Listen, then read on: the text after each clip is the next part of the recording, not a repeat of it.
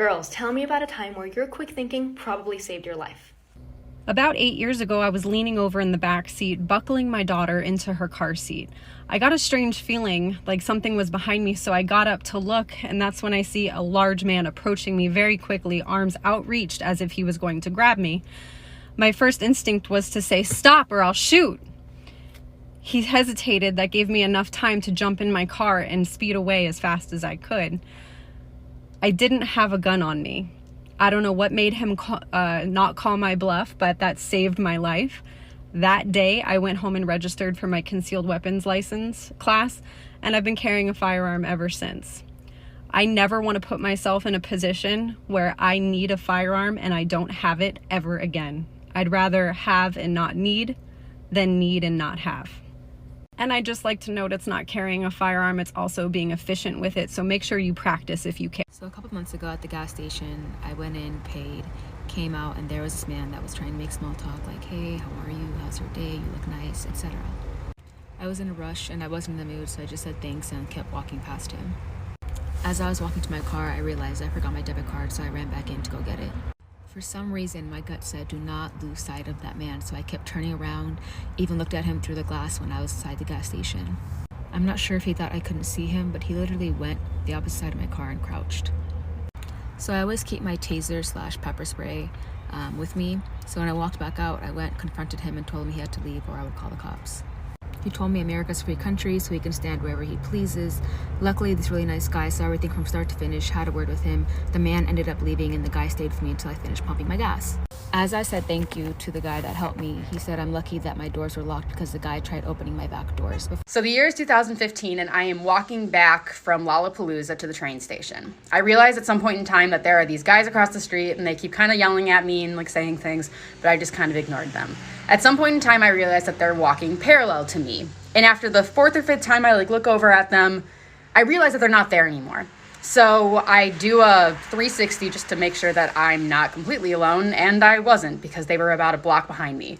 I get into the train station, and like a beacon of God, these two girls are coming down the escalator. They're about my age, and they look totally normal. And I run up to one of them, and I'm like, "Oh my God, Jessica, I haven't seen you since soccer camp." I don't know a Jessica that went to soccer camp, do you? And these girls went along with it. They picked right up on it. This was 2015. This was before we started to have some of these conversations, and they went right with me. The two guys turned around and they left the train station, and those girls may have saved my life. So a couple of years ago, I decided to go to a party with my friends, and it was bring your own drink, so we had to leave the party briefly in order to walk to the liquor store that was on the corner. And as we're walking out of the party, I noticed a group of about 5 or 6 guys following us, and these guys were beyond inebriated, so they start talking to us, asking us where we're going, what we're doing, why we're leaving the party so soon, can they come with us? And so we try to tell them, no, we're just getting drinks, we'll be back, but for the life of me, they would not believe anything we said. They insisted on following us despite us trying to get them to go back to the party. Things escalated, and one of the guys ended up touching me, and I don't know what it was, but immediately after he touched me, I felt nauseous. I felt awful. At that point, I stopped my friends in their tracks, and all I say is, we need to go back to the party now.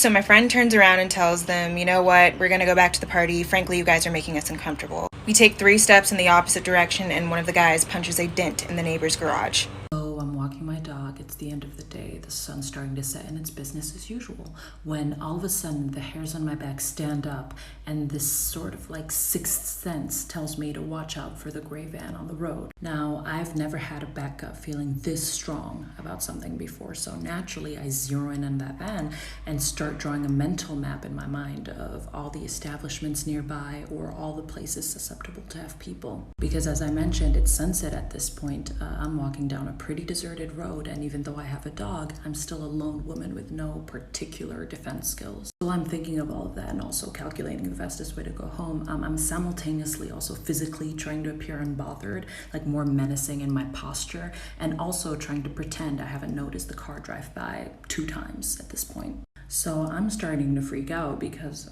I don't have no more time for part 2. Okay, you guys asked and I'm here to deliver. So here's part 2 of my creepy van story. So as I was saying, I'm starting to freak out at this point because I'm thinking to myself, okay, the first time the guy came around, he could have been lost. The second time could be a coincidence, but the third time, I sure as hell am not standing around and finding out. I start walking a little bit faster and turn onto a street that I know generally has people, but as luck would have it, there's nobody.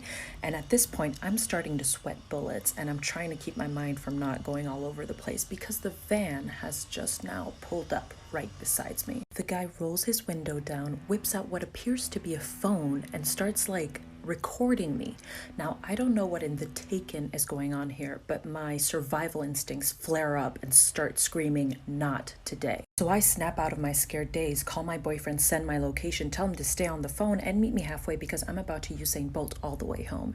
And I'm sorry this is taking so long, but like for part 3. Okay, so here's the last part of the creepy van story, and I'm gonna try to be quick because I don't want to keep on dragging this out. So at this point, I'm in a full-blown panic because the guy still appears to be recording me, and on top of that, he's trying to park his car near me. Out of the corner of my eye, I notice a family coming out of the park a bit further up, and I figure, okay, I've got 2 options. Either I scream my head off and scare the guy off, or 2, I catch up to their family and pretend I know them. In the moment, I choose option 2 because I've got my dog, and I don't know if the guy has a knife or any other object he could use to silence me if ever I scream, and I know that may seem paranoid, but I'd rather be paranoid than dead. So I rush up to the family and just start making random conversation, and bless their hearts, they were so confused, but after some mingling, I bolt home, and thank goodness my boyfriend catches up to me and we start heading home together. I mean, we still hurried home because I don't want that van guy knowing where I live, and you never know what'll happen, you know? Ooh, yeah, anyways, I'm sorry if this may seem a little bit anticlimactic, but I honestly thought I was gonna get kidnapped, and I hate the fact that now I get scared whenever I see a van. I mean, could have done more in that situation, sure, but it's not up to me, is it? Some men go their whole lives not knowing the fear that can arise through the act of simply walking. Meanwhile, I'm now always on alert, and I'm scared to walk my dog at night. Okay, so this story is kind of scary, but like a good lesson that it doesn't matter where you are, if you are a girl, you are always in danger. So I live in Orlando, and a couple years ago, me and some girlfriends went to one of the bars at Disney Springs after a party. It was pretty late. It was like maybe like 10 or 11 p.m.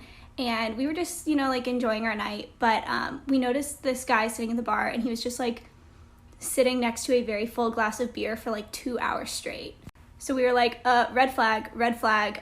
He's been sitting there next to this beer, not drinking it at all. He also kept like walking past our table, even though we were nowhere near the bathroom or the exit or anything.